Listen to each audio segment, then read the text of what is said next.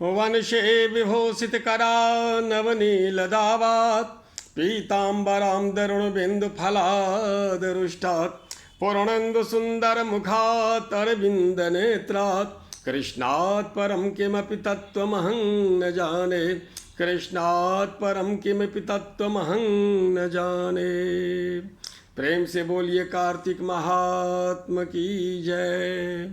नमस्कार श्रोता बंधु, आइए आज हम लोग कार्तिक महात्मा के अंतर्गत द्वितीय उत्सव दूसरे दिन की कथा दूसरे अध्याय में प्रवेश करते हैं। कल हम लोगों ने श्रवण किया जो सत्यभामा भगवान कृष्ण से वार्तालाप कर रही हैं, प्रश्न कर रही हैं, हे प्रभु पूर्व जन्म में मैं कौन थी, किसकी पुत्री थी, किसकी अर्धांगिनी थी, कौन सा मैंने ऐसा पुण्य कर्म किया जिसके प्रभाव से आज मैं आपकी अर्धांगिनी सबसे प्रिय अर्धांगिनी बना हूँ, और ये कथा मुझे समझाइए। भगवान कहते हैं प्रिय, मैंने असंभव से असंभव कार्य आपके लिए मैंने किया। मैंने स्वर्ग से कल्प वृक्ष भी आपके लिए लाया, परंतु इस प्रश्न का उत्तर नहीं दे सकता हूँ, अवश्य दूंगा। भगवान सत्यभामा के बाह में हाथ डालकर सत्यभामा को ये बता रहे हैं। ततो गुणवती श्रुत्वा राक्षसा निहिता बुभौ पितृभर्ति ज दुःखात्रा करुणां पर्यदेवयत्। गुणत्योवाच हा नाथ हा पितस्त्यक्त्वा गच्छतः क्व मया विना, बालाहं किं करोम्यद्य ह्यनाथा भवतोर्विना। भगवान कृष्ण ने कहा कि हे देवी गुणवती, अपने पिता और स्वामी को राक्षस द्वारा मारे जान का संवाद सुनकर पिता और पति के क्लेश से दुखित होकर करुण विलाप करने लगी। अर्थात सत्यभामा आप ही पूर्व जन्म में, पिछले जन्म में गुणवती थी, और मायापुरी का एक ब्राह्मण था सत्यदेव शर्मा, उसकी पुत्री आप थी। और सत्यदेव शर्मा ने अपने एक शिष्य चंद्र शर्मा से आपका पानी ग्रहण संस्कार करवा दिया था। एक दिन ससुर दामाद जंगल में लकड़ी चुनने के लिए, हवन के लिए, समिधा लाने के लिए गए थे, तो वहाँ पर उन दोनों को एक प्रेत ने मार दिया था, और आपने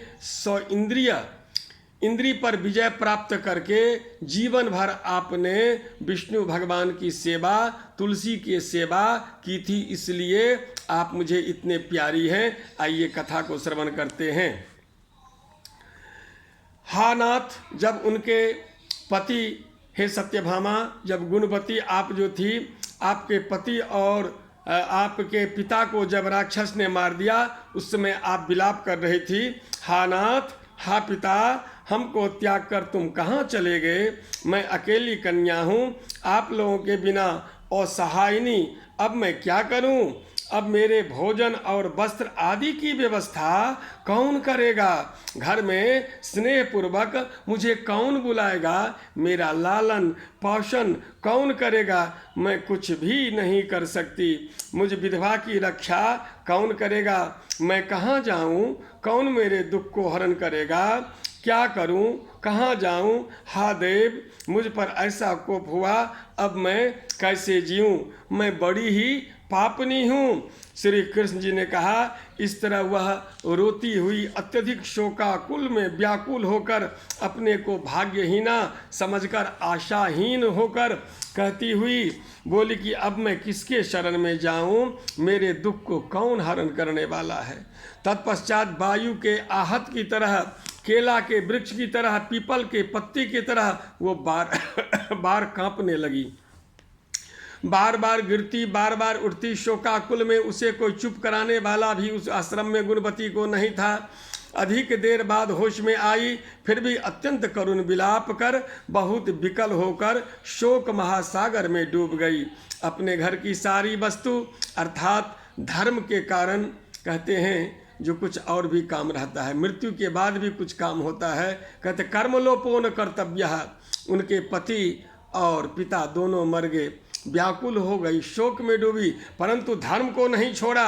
उन्होंने सोचा एक धर्म तो मेरा और है, इनका और दैहिक क्रिया कौन करेगा। एक तो अकाल मृत्यु हो गई, दूसरी और दैहिक क्रिया अगर नहीं करती हूँ ये भी प्रेत योनि में चले जाएंगे, इसलिए इनका और दैहिक क्रिया करना बहुत जरूरी है। उन्होंने अपने घर के सारी वस्तु को बेच दिया और सावधानी के साथ उनका और दैहिक क्रिया, श्राद्ध आदि क्रिया उन्होंने संपन्न की।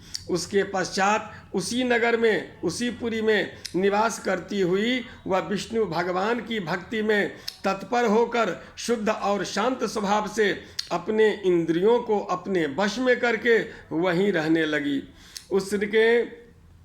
उसने जन्म से लेकर मरण पर्यंत एकादशी का व्रत तथा कार्तिक मास का विधिवत सेवन किया। हे प्रिय, भगवान कहते हैं सत्यभामा से, हे प्रिय, ये दोनों एकादशी और कार्तिक व्रत हमको बड़े ही प्रिय हैं। मुक्ति, भुक्ति, पुत्र, संपत्ति को देने वाला परम पवित्र ये मंत्र है, जो मनुष्य तुला की संक्रांति रहते हुए कार्तिक मास में प्रातः काल में स्नान करते हैं, वे यदि बड़े से बड़े पापी हो तो भी वो मुक्त हो जाते हैं। जो मनुष्य कार्तिक में स्नान करते हैं, जागरण करते हैं, दीपदान देते हैं, तुलसी वृक्ष की सेवा करते हैं, वे साक्षात विष्णु भगवान के सदृश, विष्णु भगवान के तुल्य हैं। जो भक्त कार्तिक मास में विष्णु भगवान के मंदिर की स्वच्छता तथा विष्णु भगवान का स्वस्तैन कीर्तन भजन करते हैं, वे प्राणी जीवन मुक्त हो जाते हैं। इस प्रकार जो जन कार्तिक मास में 3 दिन तक भी विष्णु के मंदिर की स्वच्छता, उनका पूजन करते हैं, देवतागण भी उनकी प्रार्थना करते हैं।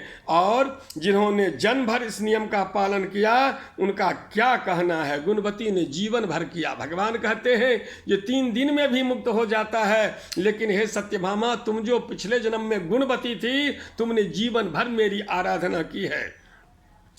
इसी प्रकार वह गुणवती विधवा दत्त चित्त होकर प्रतिवर्ष कार्तिक का व्रत और विष्णु भगवान की पूजा भक्ति पूर्वक करती रही। हे प्रिय सत्यभामा, एक बार वह रोग के कारण दुबली हो गई थी तथा ज्वर से पीड़ित होने पर भी धीरे धीरे किसी प्रकार गंगा स्नान को चली गई। वह जल में स्नान करने के निमित्त उतरी और जाड़े से कांपने लगी, विकल हो गई। तब तक उन्होंने क्या देखा, जो आकाश की ओर देखा, अपनी ओर आते हुए एक विमान को देखा, जो शंख, चक्र, गदा और पद्म आदि विविध शस्त्रों से सुशोभित कोई विष्णु भगवान का स्वरूप धारण करने वाला था। रथ पर उनके वाहन गरुड़ की ध्वजा से अंकित थी। तब मेरे विष्णु के गण विमान पर चढ़ाकर उस पर चवर डुलाते हुए अप्सरागणों से सुशोभित उस गुणवती को बैकुंठ में ले गए। वह गुणवती प्रज्वलित अग्नि की शिखा की तरह उस विमान में बैठी हुई एकमात्र कार्तिक व्रत के प्रभाव से मेरे समीप आ गई। इसके अनंतर जब ब्रह्मादिक देवताओं की प्रार्थना करने पर मैं इस मानव लोक में आया, तब मेरे गण भी मेरे साथ साथ आए।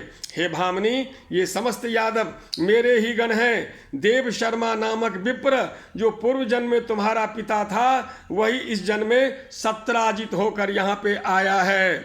जो पूर्व जन्म में तुम्हारे पति चंद्र शर्मा थे, वही अक्रूर हुए और तू ही गुणवती है। कार्तिक व्रत के पुण्य से ही तू मुझे अत्यधिक प्यारी हो। हे सत्यभामा, पूर्व जन्म में मेरे मंदिर के द्वार पर तुमने तुलसी का बगीचा लगाया था। उसी पुण्य के प्रभाव से तुम्हारे घर में यह कल्प वृक्ष सुशोभित हो रहा है। पूर्व जन्म में जो तुमने कार्तिक मास में दीपदान किया था, इसी कारण तुम्हारे शरीर में शोभा और तुम्हारे घर में साक्षात अचल लक्ष्मी निवास करती है। उस जन्म में तुमने व्रत आदि पति स्वरूप भगवान के लिए अर्पण किया था। उसी पुण्य के प्रभाव से इस जन्म में तुम मेरे सबसे प्रिय पत्नी हुई हो। पूर्व जन्म में आजीवन तुमने नियम सहित कार्तिक मास का व्रत किया था। उसी से कभी भी हमारा और तुम्हारा वियोग नहीं हो सकता है। इसी प्रकार जो प्राणी कार्तिक का व्रत करेंगे, वे सब भी मेरे ही समीप रहेंगे और तुम्हारे ही समान मुझे प्रिय होंगे। यज्ञ, दान, व्रत तपस्या करने वाले मनुष्यों को जो फल प्राप्त होता है वह कार्तिक व्रत के फल का 16वां भाग भी नहीं हो सकता। सूत जी ने कहा, इस प्रकार सत्यभामा श्री कृष्ण भगवान से अपने पूर्व जन्म संबंधी पुण्य के प्रभाव का वृत्तांत सुनकर प्रसन्न हुई तथा सारे संसार के आदि कारण भगवान कृष्णचंद्र जी को प्रणाम करके बोली, प्यारे भक्तों, ये हमारा जन्म एक नहीं है। जैसे ये माला के एक दाने हैं न, हमारा एक जन्म है। अगर एक जन्म हमारा बिगड़ जाता है तो अगले जन्म को हम संवार सकते हैं। देखिए गुणवती कितने कष्ट काट के आज सत्यभामा बन गई है। तो हम लोग धर्म कर्म करते रहे हैं, भगवान की कभी न कभी कृपा होगी। हरिओम तत्सत, हरिओम तत्सत, हरिओम तत्सत।